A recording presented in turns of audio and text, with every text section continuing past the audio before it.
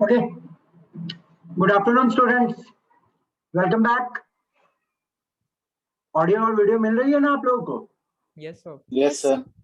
Yes sir. चलिए, आज structure of atom का हम लोग 11th लेक्चर डिस्कस करने वाले हैं। ये गलती से 13 लिखी हुई है।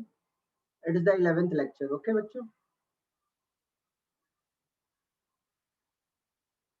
It is the 11th lecture.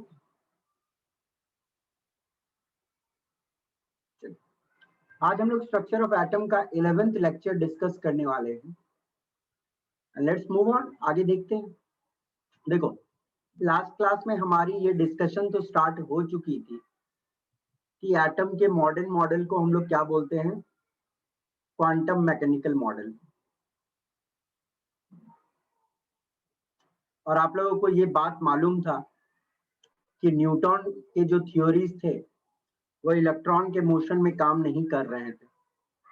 क्यों काम नहीं कर रहे थे? कोई बच्चा जवाब दे सकता है कि न्यूटन के लॉज इलेक्ट्रॉन के मोशन में काम नहीं कर रहे थे? बताया था लास्ट क्लास में, बोलिएगा। It was only applicable for macroscopic bodies. Fine, it was applicable for Sir, macroscopic. because it ignored the dual nature of matter. It only included particle nature but not wave nature. वो सिर्फ particle nature से concern था, but आप लोगों को मालूम है कि इलेक्ट्रॉन के पास अच्छी खासी वेव नेचर भी रहती है। ओके, ऑब्वियसली मैक्रोस्कोपिक बॉडीज में अच्छे रिजल्ट मिल रहे थे, बट वो चीज जिसमें वेव नेचर बहुत ज्यादा एप्लीकेबल होती है उन केस में न्यूटन का नियम अच्छे रिजल्ट नहीं दे पा रहा था, जैसे कि इलेक्ट्रॉन के केस में। ओके, तो साइंस को एक अच्छे खासे नए लॉज का जरूरत पड़ा। तो एक अच्छा खासा नया लॉ दो साइंटिस्ट ने इंडिविजुअली मिलके दिया था, वर्नर हाइसेनबर्ग और अरविंद स्क्रॉडिंजर ने, जिसे हम लोग क्वांटम मैकेनिक्स बोलते हैं। ओके, तो मुझे कोई बच्चा बताएगा क्या क्वांटम मैकेनिक्स मैक्रोस्कोपिक बॉडीज के मोशन में भी एप्लीकेबल था कि नहीं था? Yes, sir. हाँ सर। है, था भी और है भी। ओके, तो क्वांटम मैकेनिक्स इलेक्ट्रॉन जैसे छोटे चीजों के मोशन में भी अच्छा खासा रिजल्ट देता है, और जो हमारे डे टू डे लाइफ में थिंग्स हैं जैसे ट्रेन, बस इत्यादि, उनके मोशन में बहुत बढ़िया रिजल्ट देता है। ओके, जो भी बच्चे नीट का तैयारी कर रहे हैं वो थोड़ा डेट को दिमाग में रखना, पूछ दिया जाता है एनसीईआरटी में जो डेट्स रहते हैं। ओके, चलिए, फिर हम लोगों ने डील करना स्टार्ट किया था अबाउट द स्क्रॉडिंजर इक्वेशन। स्क्रॉडिंजर ने क्या बोला था कि जो इलेक्ट्रॉन्स है उसके मोशन को आप डेफिनेट पाथ वाला मोशन मान के चलोगे कि वेव लाइक मोशन मान के चलोगे? Wave like. Wave like, yes. Schrodinger ने बोला था कि आप इलेक्ट्रॉन के मोशन को डेफिनेट पाथ वाला मोशन मान के मत चलो, आप इलेक्ट्रॉन के मोशन को एक वेव लाइक मोशन की तरह ट्रीट करो, ठीक है ना? डेफिनेट पाथ वाले मोशन में या वेव लाइक मोशन में, किस मोशन में एक पर्टिकुलर चीज एक पर्टिकुलर समय में एक से ज्यादा जगहों पे रह सकती है? Wave. वेव लाइक मोशन में, यस। वेव लाइक मोशन में एक पर्टिकुलर चीज एक से ज्यादा जगहों पे एक पर्टिकुलर टाइम पे रह सकती है। तो स्क्रॉडिंजर ने बोला इलेक्ट्रॉन के मोशन को वेव लाइक मोशन मानना है। अब चलिए, इलेक्ट्रॉन के वेव लाइक मोशन को जिस सिंबल से रिप्रेजेंट किया जाता है उस सिंबल को क्या बोलते हैं हम लोग? Psi. साई बोलते हैं। Okay, and what does it means? Electron के वेव लाइक मोशन को हम लोग क्या बोलते हैं? Wave function, Wave function. है ना? इलेक्ट्रॉन के वेव लाइक मोशन को हम लोग वेव फंक्शन बोलते हैं, और वेव फंक्शन को रिप्रेजेंट कर रहे हैं साई से। ओके,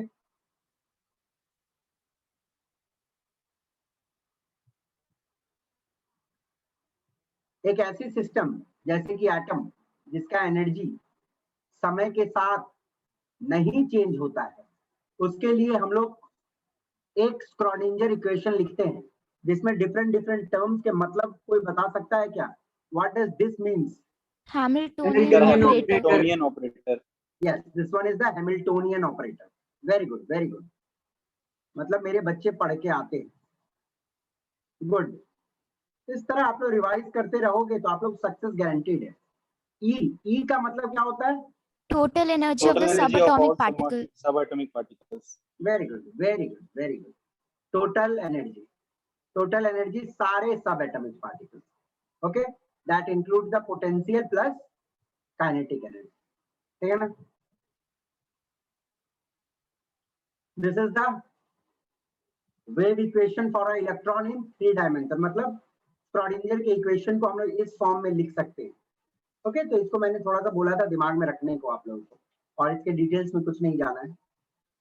बाकी यदि हम लोग श्रोडिंगर के इक्वेशन को सॉल्व करते हैं तो हमें क्या मिलता है? E and psi, energy E and and psi. psi, है ना? E and psi, quantized energy level and उससे related wave Wave function function. के वैल्यूज, है ना? मल्टीपल वैल्यूज मिलते हैं एनर्जी लेवल्स के.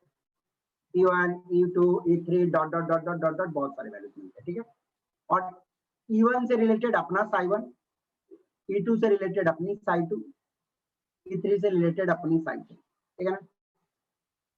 अब ये जो क्वांटाइज्ड एनर्जी लेवल है, मतलब रेस्ट्रिक्टेड एनर्जी लेवल्स है, और उनके वेव फंक्शन को यदि मुझे अच्छे से डिस्क्राइब करना है तो 3 नंबर्स का जरूरत पड़ता है हमें. उन 3 नंबर को हम लोग principal quantum number, azimuthal quantum number और मैग्नेटिक क्वांटम नंबर बोलते हैं, जिसको डिटेल्स में आज हम लोग पढ़ेंगे. ओके, चलिए, यहां तक मैंने आप लोगों के साथ डिस्कस कर लिया था. अब चलिए हम लोग आगे बढ़ते हैं. ओके, देखिएगा ध्यान से बच्चों. यदि सचमुच में बात की जाए, सचमुच में बात की जाए कि इलेक्ट्रॉन के पाए जाने का प्रोबेबिलिटी किससे प्रोपोर्शनल होता है, ध्यान से सुनिएगा. इलेक्ट्रॉन के पाए जाने का प्रोबेबिलिटी किससे प्रोपोर्शनल होता है? दैट इज साई के का आप मॉड वैल्यू लो. साई का मॉड वैल्यू बोलो तो साई का पॉजिटिव वैल्यू लो और उसकी स्क्वायर कर दो. ओके, तो आपसे कभी एग्जाम में पूछा जा सकता है इलेक्ट्रॉन के पाए जाने का प्रोबेबिलिटी किससे प्रोपोर्शनल होता है? इक्वल नहीं, इससे प्रोपोर्शनल होता है. इट्स मॉड साई स्क्वायर, जिसको हम लोग प्रोबेबिलिटी डेंसिटी बोलते हैं. This one is known as probability density. इस टर्म को आप अच्छे से याद रखिएगा, इंपॉर्टेंट है. Probability density. ओके, इलेक्ट्रॉन के पाए जाने का probability is proportional to mod psi square, जिसको हम लोग बोलते हैं प्रोबेबिलिटी डेंसिटी. और इसको हम लोग क्या बोलते थे? Wave function. Wave function. मतलब वेव फंक्शन के मॉड वैल्यू को आप स्क्वायर कर दोगे. ओके, वेव फंक्शन के मॉड वैल्यू को आप स्क्वायर कर दोगे तो उसको हम लोग बोलते हैं प्रोबेबिलिटी डेंसिटी. अच्छा, मॉड का जो वैल्यू होता है वो कभी नेगेटिव होगा क्या? No sir. No sir. ये आप लोगों को मालूम है. चलिए, अच्छा बेटा, wave function was actually what? Nucleus है, उसके चारों ओर इलेक्ट्रॉन घूमती है, और एक पर्टिकुलर रीजन में इलेक्ट्रॉन के पाए जाने का प्रोबेबिलिटी क्या होता है? मैक्सिमम होता है. उस रीजन को हम लोग क्या बोलते थे? Atomic Orbital. एटॉमिक ऑर्बिटल, जहां पे इलेक्ट्रॉन के पाए जाने का संभावना लगभग 95% आसपास होता है. तो बेसिकली ये जो इलेक्ट्रॉन कहाँ पे मैक्सिमम समय बिता रहा है उसका सारा इंफॉर्मेशन तो हमें यही दे रहा है, साई दे रहा है. तो साई को बेसिकली हम लोग आप एटॉमिक ऑर्बिटल भी बोल सकते हैं. ओके, साई को बेसिकली आप एटॉमिक ऑर्बिटल भी बोल सकते हो, क्योंकि साई का लेना देना इसी चीज से होता है कि इलेक्ट्रॉन किस रीजन में मैक्सिमम समय बिता रहा है न्यूक्लियस के चारों ओर, जिसको एटॉमिक ऑर्बिटल बोलते हैं. तो साई को आप वेव फंक्शन बोलो या एटॉमिक ऑर्बिटल बोलो, इट्स द सेम. ओके, चलिए, अब बहुत बच्चों के दिमाग में आता है sir what is probability density. देखो बेटा, probability density doesn't means probability. Probability density का मतलब नहीं होता है प्रोबेबिलिटी. ओके, थोड़ा समझिएगा ध्यान से. मान लो आपके पास एक ऐसा रॉड है, ठीक है ना, एक लोहे का रॉड है, और आपको बोला गया कि इस लोहे का रॉड का 1 मीटर का लेंथ, मान लो दिस वन इज 1 मीटर, मान लेते हैं 1 मीटर है. 1 मीटर का length is equal to 5 kg पर मीटर। Okay, understood. आपको बोला गया ये जो लोहा का रॉड है इट इज 5 kg पर metre. This one is known as linear mass density. यदि आप ऐसा कुछ बोलते हो ना तो इसका मतलब होता है लीनियर मास डेंसिटी। और लीनियर मास डेंसिटी से यदि आप एक पर्टिकुलर लेंथ को इनटू करते हो, मान लो आपको कोई बोला कि 10 मीटर का मास बताओ, तो 10 मीटर का मास कितना होगा? 50 kg per meter. 50 kg होगा। ओके, मीटर मीटर कट जाएगा, 5 10 या 50 kg। 2 मीटर का लेंथ बोला तो 2 मीटर का लेंथ कितना होगा? 10 kg 20 होगा, है ना? 5 नहीं, 2 मीटर का लेंथ 10 कितना? kg. 10 होगा, 20 नहीं होगा, 10 होगा। ओके, तो हम लोगों ने क्या किया, लीनियर मास डेंसिटी से, लीनियर मास डेंसिटी से यदि एक पर्टिकुलर लेंथ को इनटू कर देते हो तो आपको मास मिलता है। ओके, ठीक उसी प्रकार ये जो आपका प्रोबेबिलिटी डेंसिटी होता है, इससे यदि आप एक छोटे से वॉल्यूम को इनटू कर दो तो आपको मिलता है probability of finding an electron in that region. Probability of finding electron in small volume dV। Okay, मतलब क्या, जैसे मान लो कि ये एटम है, ठीक है ना, इसका कोई एक छोटा सा वॉल्यूम लिए dV। ओके, और उससे मैंने क्या किया, मॉड साई स्क्वायर को इनटू कर दिया, मतलब प्रोबेबिलिटी डेंसिटी को इनटू कर दिया, तो हमें मिला प्रोबेबिलिटी इलेक्ट्रॉन के पाए जाने का in that small volume dV। Okay, यदि मैं मॉड साई स्क्वायर को छोटे से लेंथ से इनटू कर देता हूं तो इसका मतलब सेम होगा, probability of finding the electron in the small length dl। और यदि मैं मॉड साई स्क्वायर को dA से इनटू कर देता हूं, मतलब probability of finding the electron in the small area. Okay, समझ गए? तो कभी भी बच्चों आप लोगों को जो टर्म्स बता रहा हूं स्क्रॉडिंजर इक्वेशन से रिलेटेड, उनको दिमाग में जस्ट रख लो, ठीक है ना? पूछा है इलेक्ट्रॉन के पाए जाने का प्रोबेबिलिटी किससे प्रोपोर्शनल होता है? मॉड साई स्क्वायर से, जिसको हम लोग क्या बोलते हैं? प्रोबेबिलिटी डेंसिटी बोलते हैं, ठीक है ना? प्रोबेबिलिटी डेंसिटी का मतलब सिर्फ प्रोबेबिलिटी नहीं होता है, इसका मतलब प्रोबेबिलिटी तब होगा जब इसको आप एक छोटा सा वॉल्यूम से इनटू करो, या छोटा सा लेंथ से, या छोटा सा एरिया से इनटू करो। अब ये चारों ओर ये छोटा सा ये जो वॉल्यूम है वहां पे इलेक्ट्रॉन के पाए जाने की प्रोबेबिलिटी। ओके, ये दिमाग में रखना। अब देखिएगा एक छोटी सी और इम्पोर्टेंट डिस्कशन। अच्छा बेटा, साइज का वैल्यू जो हमें मिला था वो कहां से मिला था? स्क्रॉडिंजर इक्वेशन को सॉल्व किए थे तब मिला था, है कि नहीं? Yes, sir. तो साइज का वैल्यू हमें मिला था जो स्क्रॉडिंजर इक्वेशन को सॉल्व किए थे तब मिला था। तो मुझे एक बात, क्या मैथ का जो सॉल्यूशन होता है, स्क्रॉडिंजर इक्वेशन तो एक मैथमेटिक्स है, तो जो मैथ का सॉल्यूशन होता है क्या वो रियल वर्ल्ड में एग्जिस्ट करती है? क्वाड्रेटिक इक्वेशन सॉल्व करते हैं, ठीक है ना, एक quadratic equation ax square plus bx plus c, इसको आप सॉल्व करते हैं तो इसमें x के कितने वैल्यूज मिलते हैं? 2 वैल्यू मिलते हैं ना, 2 वैल्यू मिलते हैं। ठीक, मुझे बताओ x का 2 वैल्यू मिला, -2 और माइनस मतलब +3, तो मुझे बताओ ये -2 +3 कहीं रियल लाइफ में एग्जिस्ट करता नो है? Sir, no. जैसे मानो आपने हाइट एंड डिस्टेंस का क्वेश्चन बनाया, तो हाइट एंड डिस्टेंस के क्वेश्चन में जब आप इक्वेशन को सॉल्व करते हो तो कभी कल आपको एक नेगेटिव वैल्यू मिलता है, एक पॉजिटिव वैल्यू मिलता है ना? तो बट मुझे ये बोलो कि ये वैल्यूज क्या रियलिटी में एग्जिस्ट करती है? नहीं, मैथ रियल में कहीं एग्जिस्ट नहीं करता है, मैथ का एप्लीकेशन एग्जिस्ट करता है। तो psi is a solution to a mathematical equation, और मैथमेटिकल इक्वेशन रियल वर्ल्ड में एग्जिस्ट नहीं करती है, इसका मतलब साई का कोई फिजिकल इंपॉर्टेंस नहीं होता। ओके, कोई फिजिकल मीनिंग नहीं है, क्योंकि मैथ के सॉल्यूशन कोई फिजिकल मीनिंग नहीं कैरी करती। It's a pure mathematics. Schrodinger equation एक प्योर मैथ्स है, जिससे हम लोग कुछ वैल्यूज निकालते हैं और फिर उससे हम लोग अंदाजा लगाते हैं। ओके, तो इन वैल्यूज का कोई मीनिंग नहीं होता है, बट हाँ यदि आप मॉड साई स्क्वायर का बात करो, इसका फिजिकल इंपॉर्टेंस है, क्योंकि मॉड साई स्क्वायर को जब आप एक छोटे से वॉल्यूम से इनटू कर दे रहे हो, तब आपको मिल जा रहा है कि प्रोबेबिलिटी कितना होगा इलेक्ट्रॉन का इस छोटे से रीजन में पाए जाने का।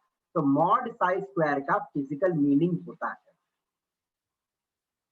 फिजिकल मीनिंग इसका होता है, इसका नो फिजिकल मीनिंग, ये दिमाग में रखिएगा, क्योंकि इट्स सिंपल मैथ्स। बट हाँ यहाँ पे हम क्या कर रहे हैं, एक छोटे से वॉल्यूम से इंटू कर रहे हैं। और एक जो वॉल्यूम होता है बेटा, जो मैं बात करता हूँ कि एक मेरा ये मोबाइल है, मान लो एक मोबाइल है, ये वॉल्यूम ऑक्युपाई किया है 50 सेंटीमीटर क्यूब, तो इसका एक फिजिकल मीनिंग है कि 50 सेंटीमीटर क्यूब वॉल्यूम ऑक्युपाई कर रहा है। Understood, got it. तो जब वॉल्यूम एक छोटा सा वॉल्यूम से इंटू किए, तो इलेक्ट्रॉन के पाए जाने का प्रोबेबिलिटी हमें इस रीजन में मिला, एक पर्टिकुलर वॉल्यूम में मिला, तो इसका मतलब वॉल्यूम का जिक्र हुआ ना, तो फिजिकल मीनिंग कैरी करती है। Mod psi square carry the physical meaning. तो क्वेश्चन दिमाग में डायरेक्ट पूछा जा सकता है, इसके डिटेल्स में आपको जाने की बिल्कुल जरूरत नहीं, बट हाँ अब जरा सा इसको दिमाग में रख लो कि साई का कोई फिजिकल मीनिंग नहीं है, मॉड साई स्क्वायर की फिजिकल मीनिंग है। Got it. चलिए, तो ये थी श्रोडिंगर इक्वेशन की कहानी। अब श्रोडिंगर इक्वेशन को थोड़ा डिटेल्स में और देखेंगे, बट उससे पहले हम लोग थोड़ा सा ऑर्बिट और ऑर्बिटल में डिफरेंस देख लेते हैं। ओके, ऑर्बिट का कॉन्सेप्ट किसने दिया था स्टूडेंट? ऑर्बिट का कॉन्सेप्ट किसने दिया था? Niels Bohr. नील बोर ने ऑर्बिट के बारे में बताया था। क्या बताया था? ऑर्बिट क्या होती है? एक सर्कुलर पाथ होती है, कहाँ? न्यूक्लियस के चारों ओर, जहां इलेक्ट्रॉन रिवॉल्व करेगा। ओके, सबको मालूम है ना? ऑर्बिटल जो नील बोर ने बोला था कि न्यूक्लियस के चारों ओर KLMN सेल होगी जहां पे इलेक्ट्रॉन घूमेगा। तो this was the concept of orbits.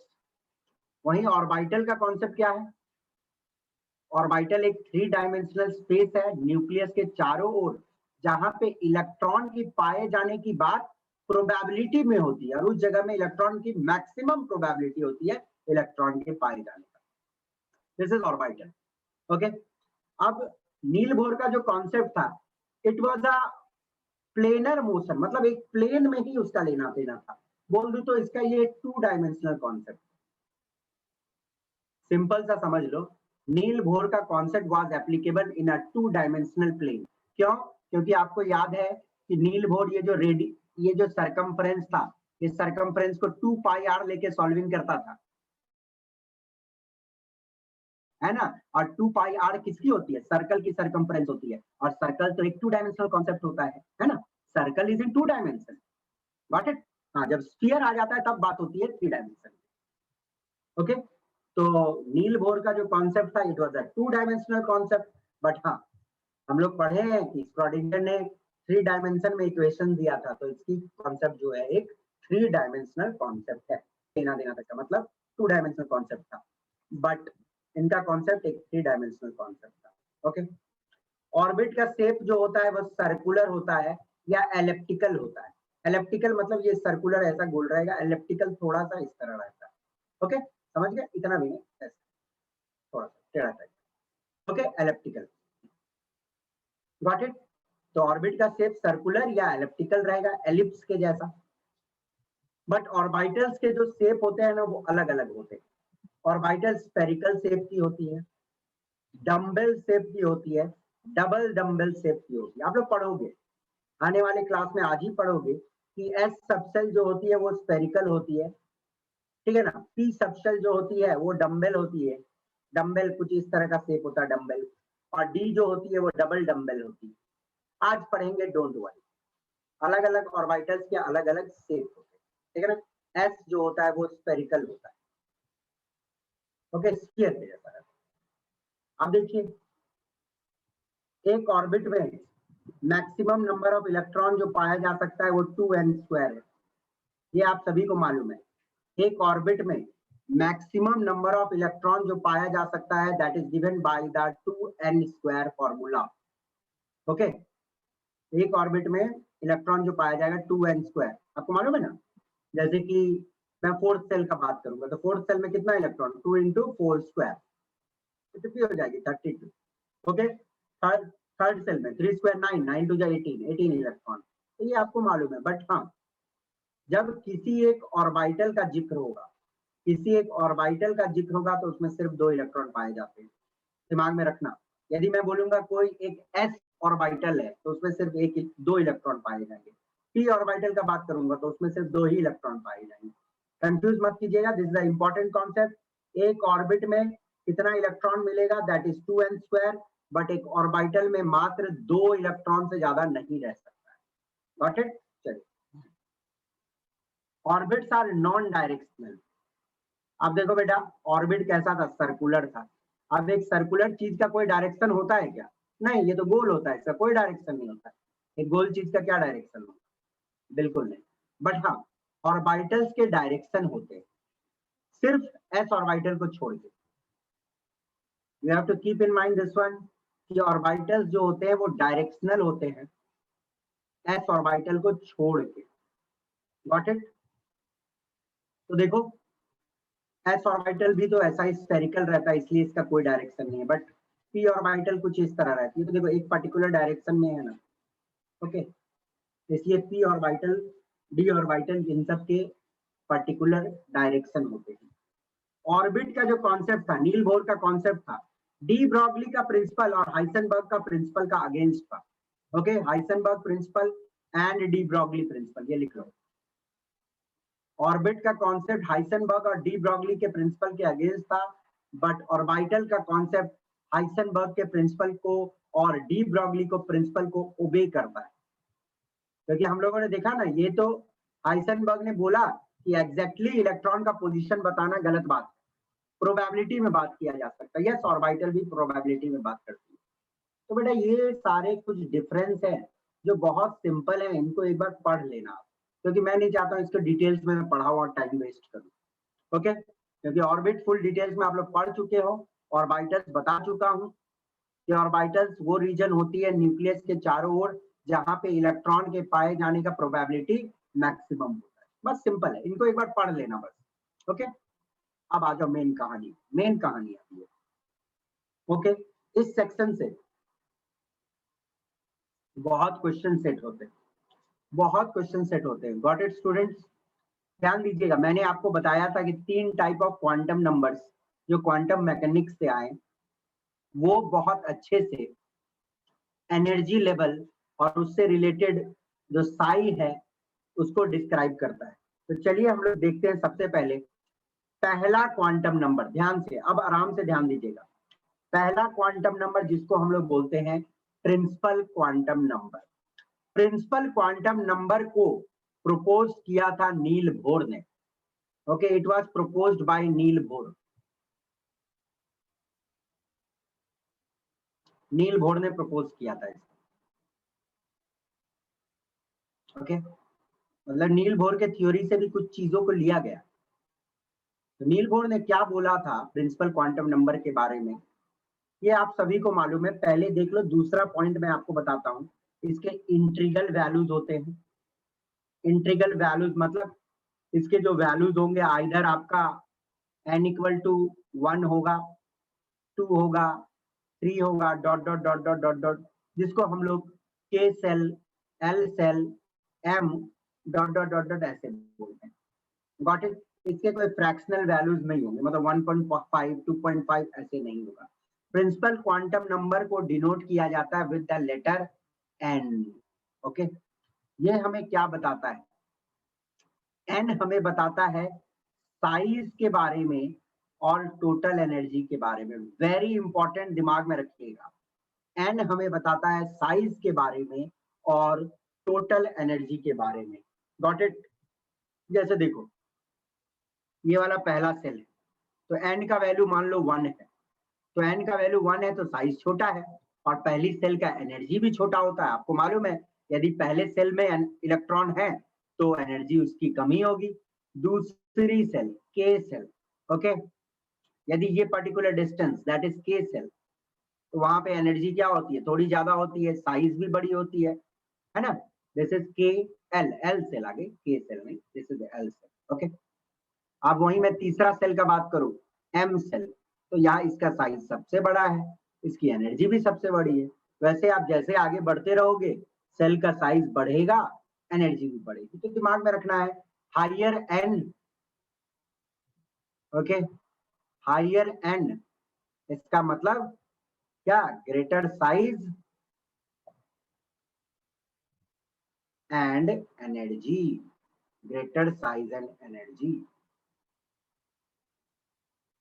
Very important. देखिए, number of orbital in nth orbit, कोई एक पर्टिकुलर ऑर्बिट, ओके, उसमें कितने सारे ऑर्बिटल्स होंगे, वेरी इंपॉर्टेंट फॉर्मूला। देखो अब ऑर्बिट के अंदर में ऑर्बिटल्स, ओके, एक ऑर्बिट है, ओके, एक ऑर्बिट के अंदर में कितने सारे ऑर्बिटल होंगे। ऑर्बिटल क्या होता है मालूम है ना बच्चा, वो जगह जहां पे इलेक्ट्रॉन के पाए जाने का प्रोबेबिलिटी मैक्स होता है। तो कोई पर्टिकुलर सेल के अंदर में, ध्यान से सुनना, कोई पर्टिकुलर सेल के अंदर में कितना ऐसा जगह होगा जहां पे इलेक्ट्रॉन के पाए जाने का प्रोबेबिलिटी मैक्सिमम होगा, that will be given by n square. बोलने का मतलब क्या है, यदि मैं के सेल का बात करूं, के सेल मतलब पहला सेल, तो उसमें कितने सारे ऑर्बिटल होंगे, 1 स्क्वायर, एक ऑर्बिटल, ठीक है ना। अब यदि मैं सेकंड सेल का बात करूं, एल सेल का, तो उसमें कितने सारे ऑर्बिटल होंगे, 2 square, n square, direct n square, 2 square मतलब 4 ऑर्बिटल्स होंगे, गॉट इट। अब एक चीज और देखिएगा, maximum number of electron in nth shell, कहानी बोला जा रहा है कि कोई एक शेल है, उसमें कितना मैक्सिमम इलेक्ट्रॉन हो सकता है। चलिए अभी आपको मैंने एक फॉर्मूला बताया, एक सेल में कितने सारे जगह होंगे जहां पे इलेक्ट्रॉन के पाए जाने का प्रोबेबिलिटी मैक्सिमम होता है, n square, okay, n square, maximum number of orbital in nth orbit is n square. और एक ऑर्बिटल में कितने इलेक्ट्रॉन पाए जाते हैं, दो। तो मतलब क्या, इतने सारे ऑर्बिटल हैं तो इंटू 2 कर देंगे तो हमें पता चल जाएगा ना कि एक शेल में कितने सारे इलेक्ट्रॉन होंगे। तो ये फॉर्मूला तो मालूम ही है, 2n स्क्वायर, सेम ही कहानी है जो आप लोग जूनियर क्लास में पढ़े थे, ओके। जैसे कि देख लो, मान लो यदि मैं फर्स्ट शेल का बात कर रहा हूँ, तो फर्स्ट शेल में आप लोगों ने पढ़ा हुआ ये चीज, कितना इलेक्ट्रॉन होगा, 2 इंटू 1 स्क्वायर, तो 2 इंटू 1 स्क्वायर होता है 2। और यदि मैं ऑर्बिटल मेथड से मूव करूं, तो पहला शेल में एक ही ऑर्बिटल है, तो मतलब 2 ही इलेक्ट्रॉन होगी, वेरी गुड। दूसरा सेल में कितना इलेक्ट्रॉन होता है, आप लोग अपना जो जूनियर क्लास में पढ़े थे, जल्दी बताओ, 8 होता है ना, 2 square 4, 4 to 8।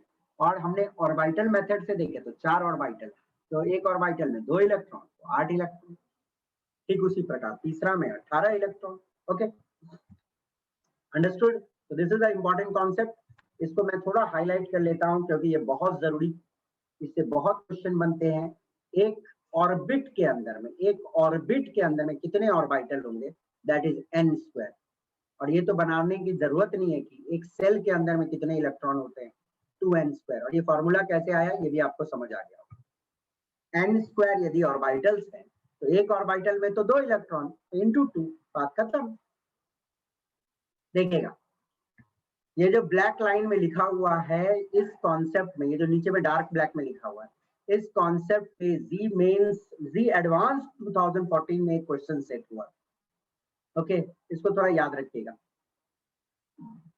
Single electron system के लिए, सिंगल इलेक्ट्रॉन सिस्टम मतलब जिसमें सिर्फ एक इलेक्ट्रॉन होती है, उसके लिए ऑर्बिटल का साइज और एनर्जी डिपेंड करता है सिर्फ प्रिंसिपल क्वांटम नंबर पे, वेरी इंपॉर्टेंट, दिमाग में रखिएगा। सिंगल इलेक्ट्रॉन सिस्टम के लिए एनर्जी और साइज जो ऑर्बिटल का रहता है, फिर से रिपीट कर रहा हूं, सिंगल इलेक्ट्रॉन सिस्टम के लिए ऑर्बिटल और उसकी साइज जो होती है और उसकी जो एनर्जी होगी सिर्फ डिपेंड करेगी प्रिंसिपल क्वांटम नंबर पे, दैट इज n पे।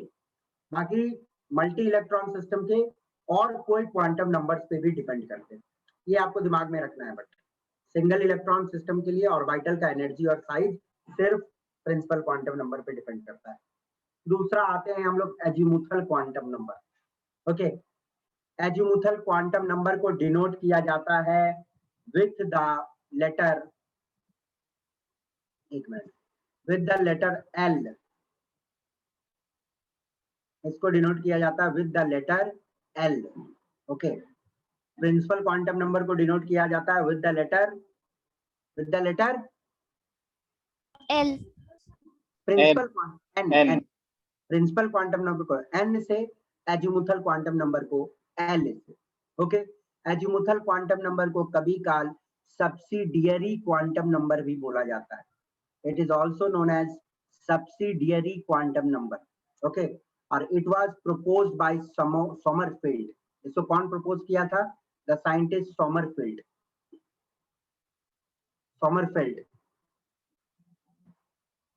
ओके, कौन साइंटिस्ट इसको प्रपोज किए थे? सोमरफेल्ड।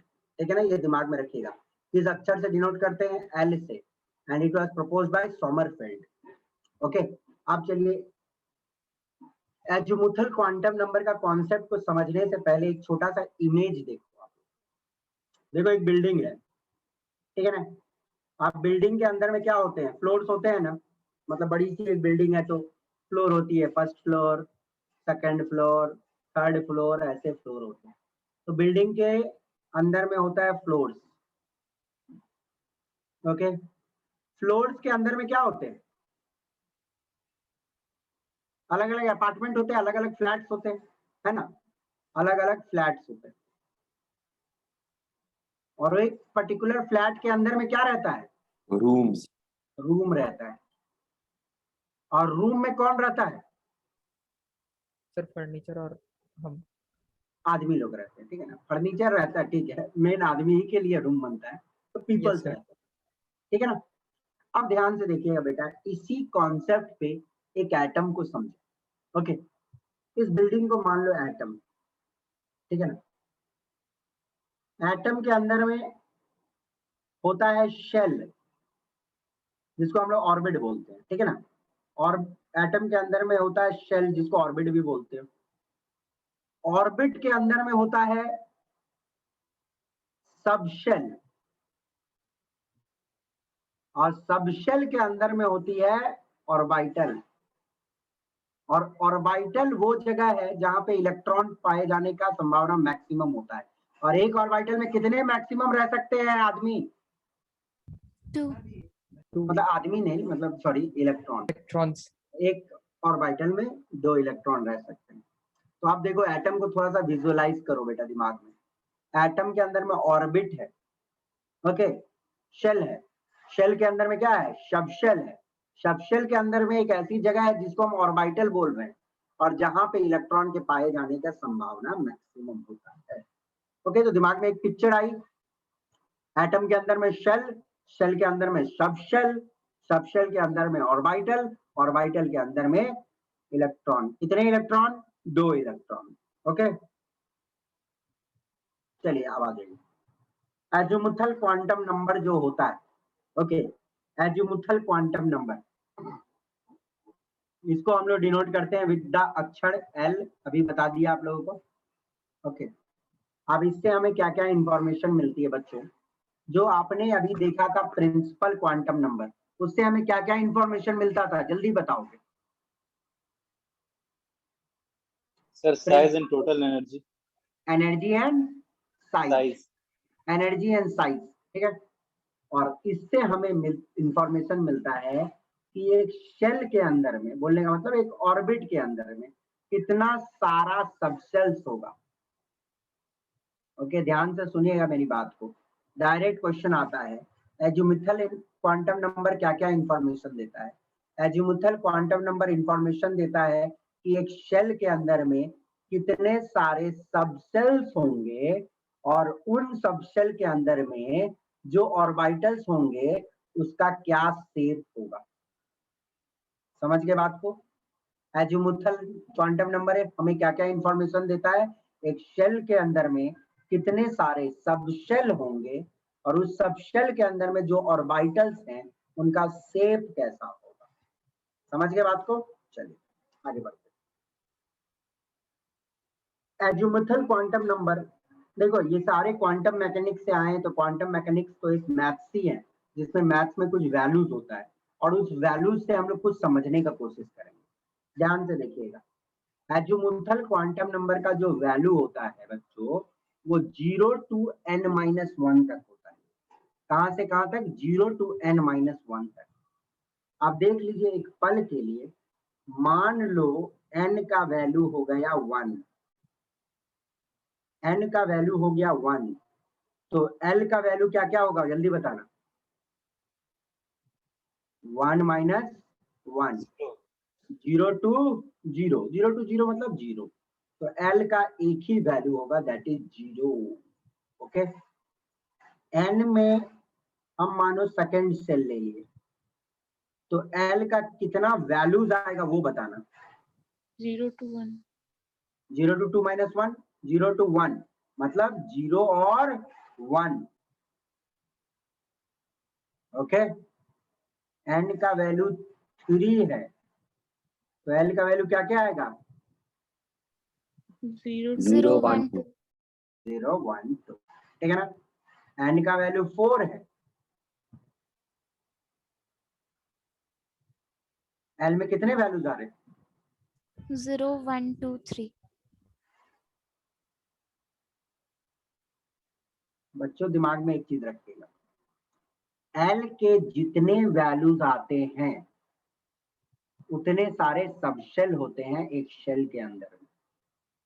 l के जितने वैल्यूज आते हैं, l के जितने वैल्यूज आते हैं उतने सारे सब सेल्स होते हैं एक शेल के अंदर में। यहाँ पे l का वैल्यू 0 आया, मतलब 0 मतलब एक वैल्यू तो आया 0। ओके, तो 0 का भी अपना इंपॉर्टेंस है, यहाँ पे एक वैल्यू आया तो इसका मतलब एक सब शेल। ओके, और उस सब शेल का नाम होता है एस सब शेल। ओके, ये दिमाग में रखिएगा, एस सब शेल का वैल्यू होता है 0।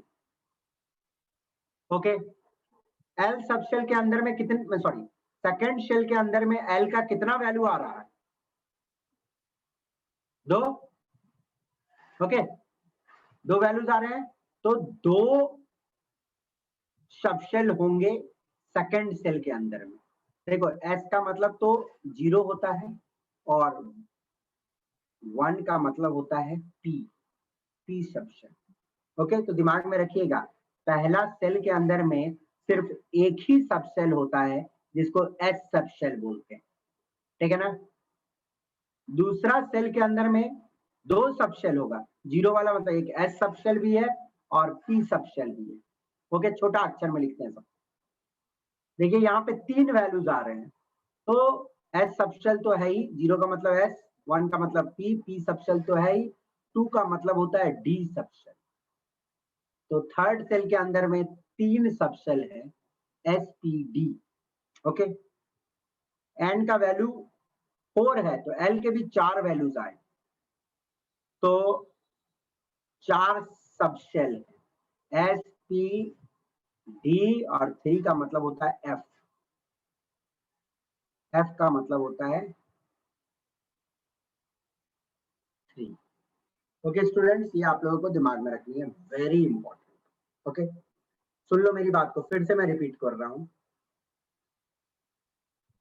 शेल का अंदर में कितना सब शेल होगा इसका इंफॉर्मेशन हमें एल से मिल रहा है। ओके, पहले शेल के अंदर में एक ही सब शेल है, दैट इज एस सब शेल।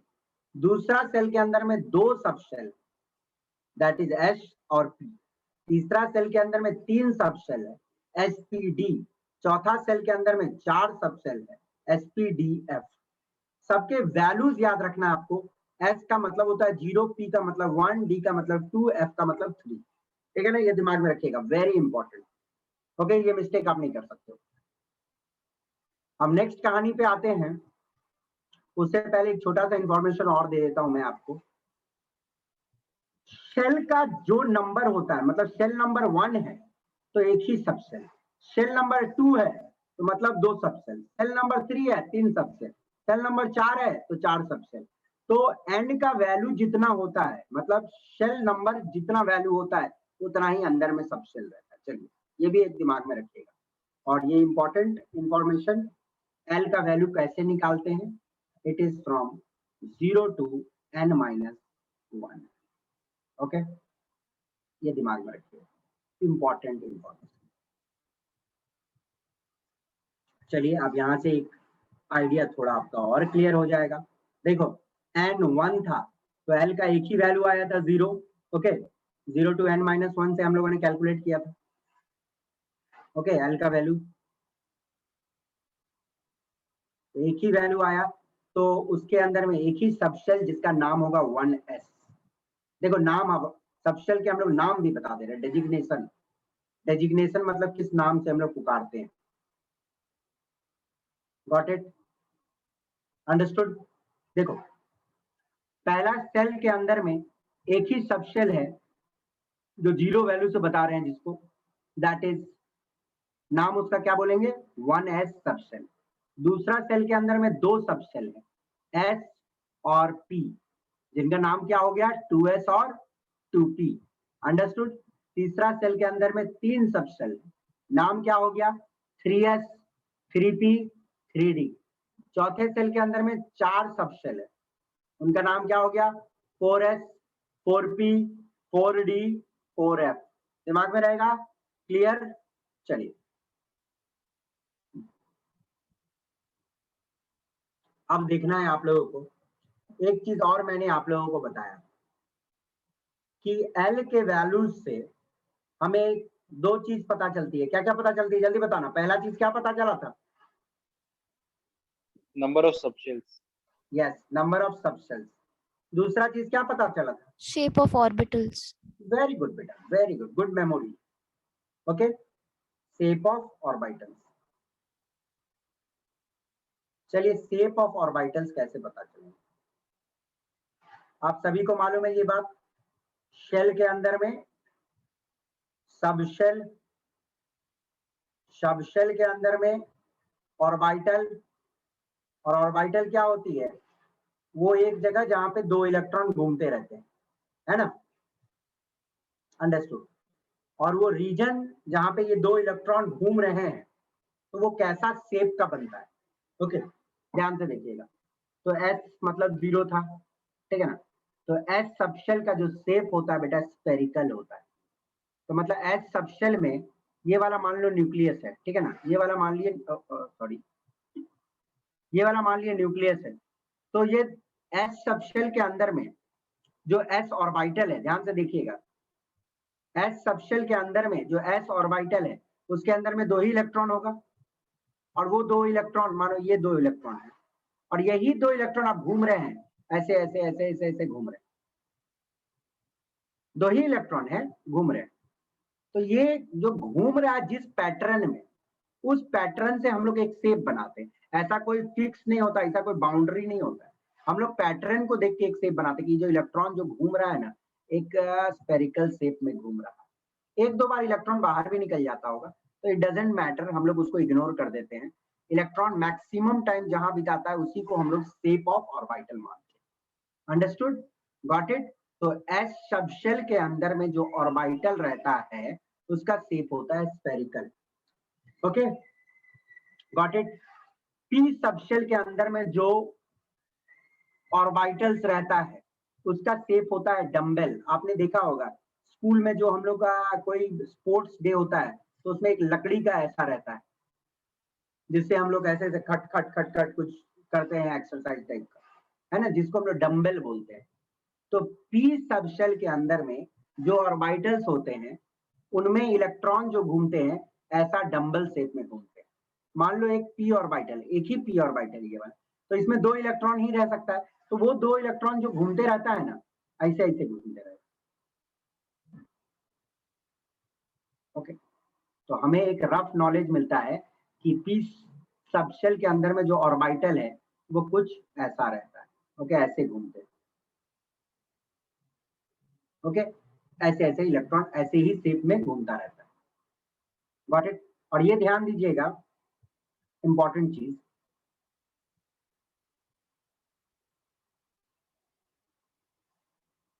कि बीच में जो डॉट है, जो मैं रेड डॉट बना रहा हूं, यहाँ पे इलेक्ट्रॉन नहीं जाता है।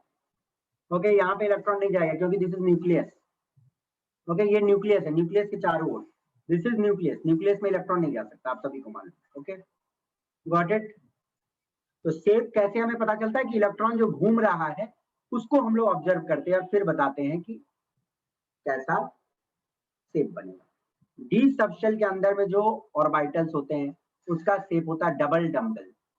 ये वाला हो गया न्यूक्लियस, और इलेक्ट्रॉन ऐसे ऐसे, दो ही इलेक्ट्रॉन रहेंगे एक ऑर्बिटल में, डी सबशेल के अंदर में जो ऑर्बिटल है, तो ऐसे ऐसे इलेक्ट्रॉन घूमते रहते हैं, जिसको हमने बोल दिए डी ऑर्बिटल। ठीक है ना। एफ और जी ऑर्बिटल्स भी होते हैं जिनके बारे में आपको डिटेल्स में नहीं जाना है, बट हाँ एफ तक पढ़ना है आपको, बट एफ का शेप बहुत कॉम्प्लिकेटेड होता है, जिसके डिटेल्स में आपको एंटर नहीं करनी। एफ का शेप बहुत कॉम्प्लिकेटेड होता है, बस आपको एस सबशेल के अंदर में जो ऑर्बिटल्स रहते हैं, एस सबशेल के अंदर में जो ऑर्बिटल उसकी स्फेरिकल, पी सबशेल के अंदर में जो ऑर्बिटल उसकी डम्बल, डी सबशेल के अंदर में जो ऑर्बिटल उसकी डबल डम्बल। ये इंफॉर्मेशन आपको दिमाग में रखनी है। Got it students? चलिए,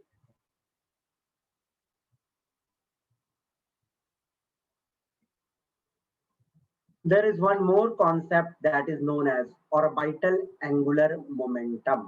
Okay, orbital angular momentum एक concept है जो आप लोगों को जानना है। okay? देखो, ऑर्बिटल एंगुलर मोमेंटम को नॉर्मली हम लोग एल से डिनोट करते हैं। जस्ट ये आपको इसका फॉर्मूला जानना है, is equal to root over L, L plus 1 H by 2 pi, H by 2 pi root के बाहर होता है।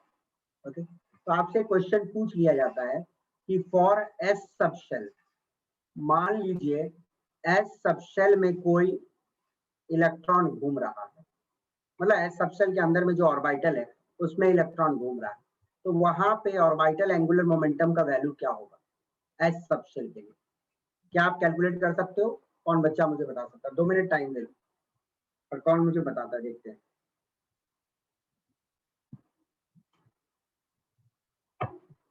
सोच के बताइए, थोड़ा सोचिए। एस सबशेल के अंदर में जो ऑर्बिटल है उसमें जो इलेक्ट्रॉन घूम रहा है उसका ऑर्बिटल एंगुलर मोमेंटम का वैल्यू कितना होगा? बेटा देखो, एस सबशेल के लिए एल का वैल्यू कितना होता है, जल्दी बताओ। एस सबशेल के लिए 0 होता है, 0 होता है। तो देखो 0 into 0 plus 1 into H by 2 पाई, तो 0 ही होगा ना। What is 0 plus 1, 1 into 0 0, 0 into H by 2 पाई 0। तो एस सबशेल के अंदर में ऑर्बिटल एंगुलर मोमेंटम का वैल्यू 0 होता है। यदि आपसे पी सबशेल के बारे में पूछा गया, जल्दी से बताओ, पी सबशेल के अंदर में ऑर्बिटल एंगुलर मोमेंटम का क्या वैल्यू होगा? फटाफट टेल मी। और √3h/2 √3 देखते हैं। √3 तो नहीं होना चाहिए बेटा, एल का वैल्यू 1 होता है पी सबशेल के लिए, तो root over 1 plus 2, sorry 1 plus 1 √2 right तो 1 plus 1 2, 2 into 1 √2 H by 2 pi, और यदि मैं काटता हूं तो एच बाई √2 पाई आ जाएगा, है ना। 2 को √2 इंटू √2 लिख सकते हैं, तो एक √2 कट जाएगा। Got it? एच बाई √2 पाई। वैसे ही डी सबशेल का भी निकाल सकते हो। कितना होगा, जल्दी कोई बच्चा जल्दी बता दो फटाफट। डी सबशेल के अंदर में कितना होगा? सिंपल है ना बेटा, डी सबशेल में क्या लोगे, एल का वैल्यू कितना लोगे, 2 लोगे, है ना। sir याद है? √3h/2 SPDF 0 1 2 3। ओके, डी का वैल्यू हो गया 2, तो 2 प्लस 1 3। ओके, √6h/2 यस, वो आप कर सकते हो।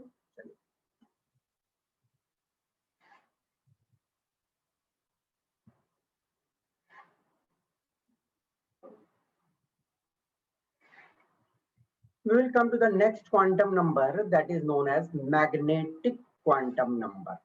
Okay, magnetic quantum number. जरा ध्यान से देखना है आप लोगों को। मैग्नेटिक क्वांटम नंबर था जो प्रपोज किया गया था वो Linde, it was propose by Linde. Okay, the scientist name was Linde. इन्होंने प्रपोज किया था मैग्नेटिक क्वांटम नंबर को, और मैग्नेटिक क्वांटम नंबर को डिनोट किया जाता है with the letter M.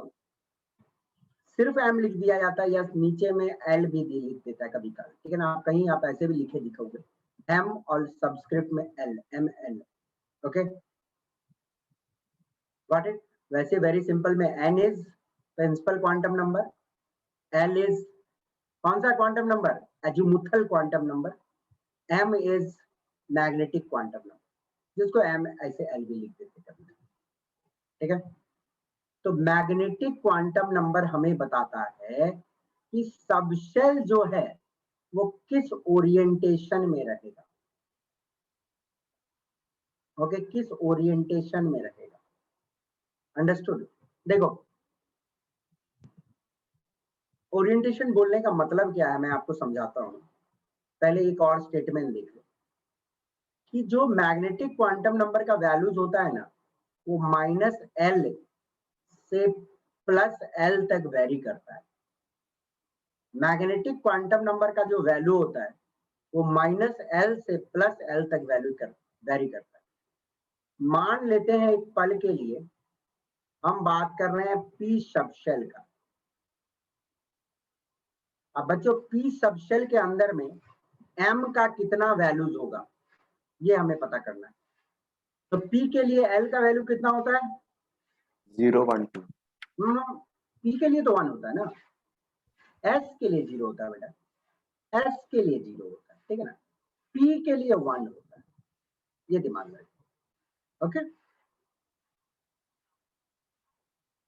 Got it. देखो, किसी बच्चे को छोटा सा कंफ्यूजन है ये वाला, मैं क्लियर कर देता हूँ। देख लो, देखो बेटा, n के अंदर में l का एक वैल्यू आता है तो एक सबशेल 1s, सेकेंड सेल के अंदर में 2 वैल्यू आता है तो 0 का मतलब तो s होता है, तो मतलब 2s और 2p, ये 3s 3p 3d, समझ गए ना, क्लियर।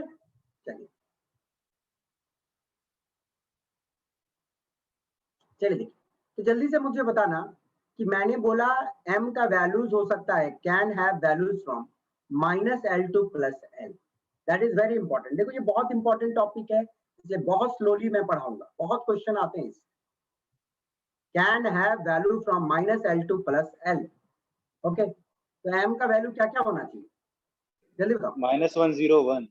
यस, -1 to +1, जिसका मतलब -1 0 +1 है ना। -1 to +1 क्या आएगा, -1 0 +1 आएगा। 3 वैल्यूज आएंगे, तो 3 वैल्यूज आएंगे, इसका मतलब जो p सबशेल्स होते हैं ना, उनमें जो ऑर्बिटल्स होते हैं वो 3 ओरिएंटेशन में रह सकते हैं। देख लेना ध्यान से, p सबशेल में जो ऑर्बिटल्स रहते हैं वो कुछ इस प्रकार का रहता है, डंबल शेप का। ओके, तो एक ओरिएंटेशन होगा कि वो x एक्सिस के एलोन होगा, तो उसको हम बोलेंगे px ऑर्बिटल। दूसरा ओरिएंटेशन हो सकता है p ऑर्बिटल का, वो y एक्सिस के एलोन होगा। ओके, वो y एक्सिस के एलोन होगा, और जब y एक्सिस के एलोन होगा तो उसको हम लोग बोलेंगे p y ऑर्बिटल, ठीक है ना। हो सकता है वो z एक्सिस के एलोन हो, तो हम लोग बोलेंगे pz orbital. Got it.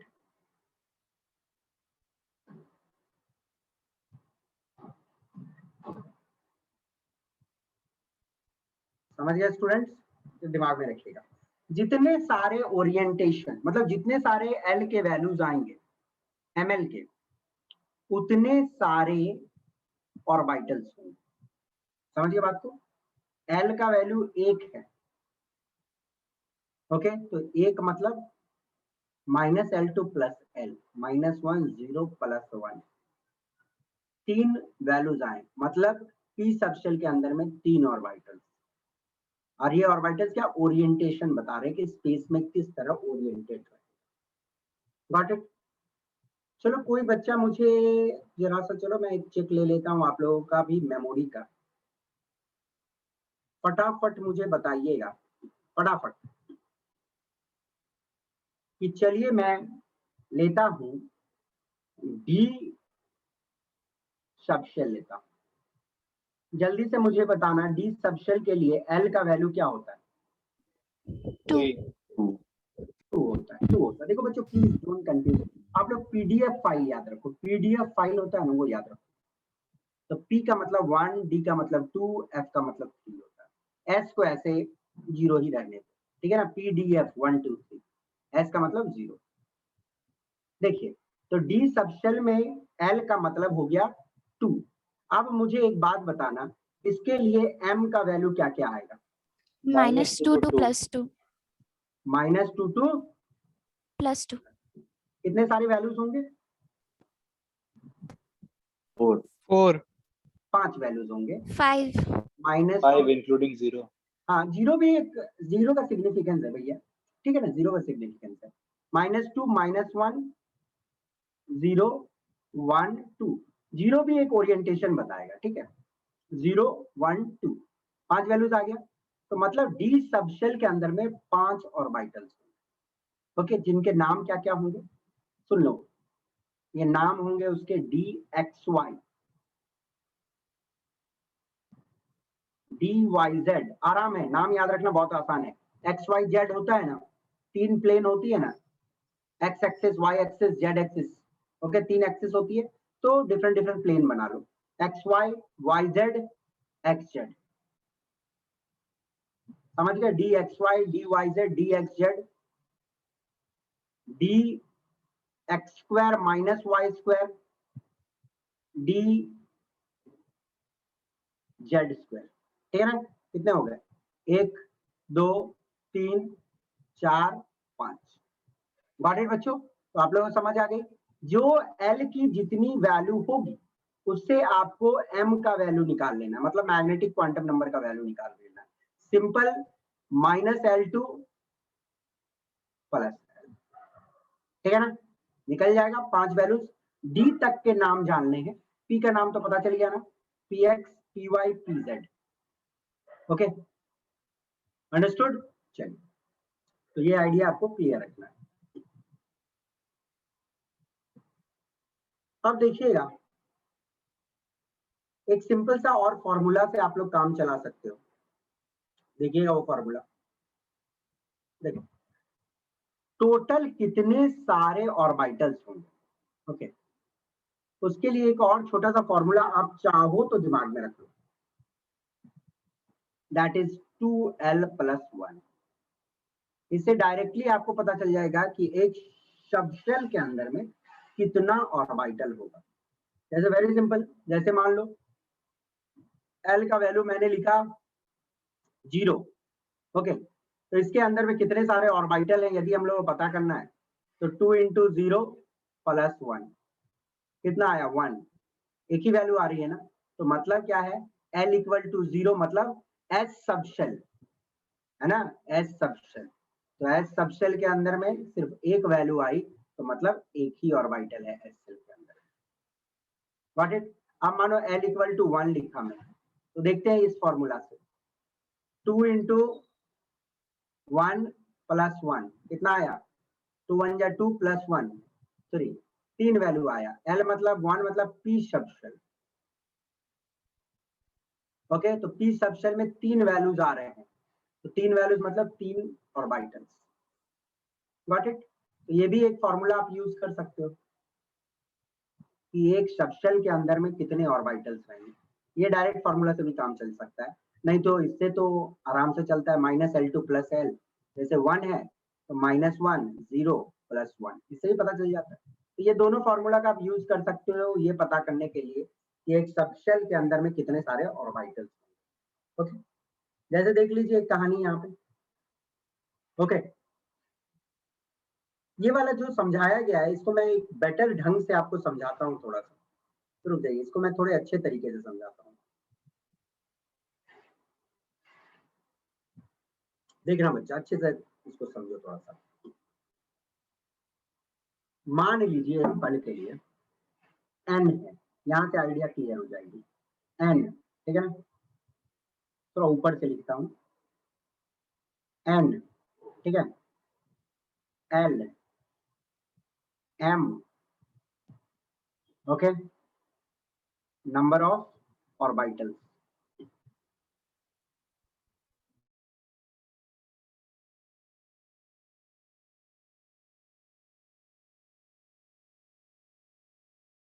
n का वैल्यू 1 मतलब पहला शेल का बात हो रहा है। l का वैल्यू क्या होगा जल्दी बताना, l क्या होता है?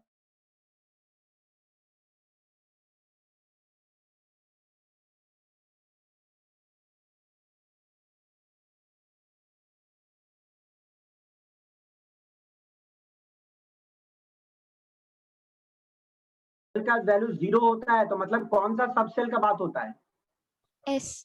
S का बात होता है, मतलब I can call it as 1s, है ना, मैं 1s बोल सकता हूं उसको।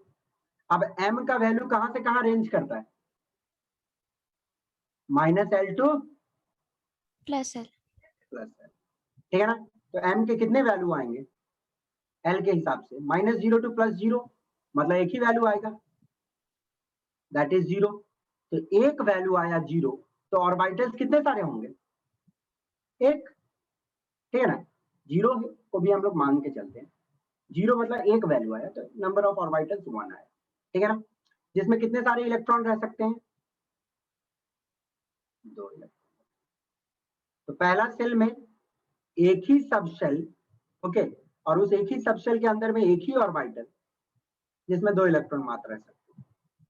चलिए दूसरा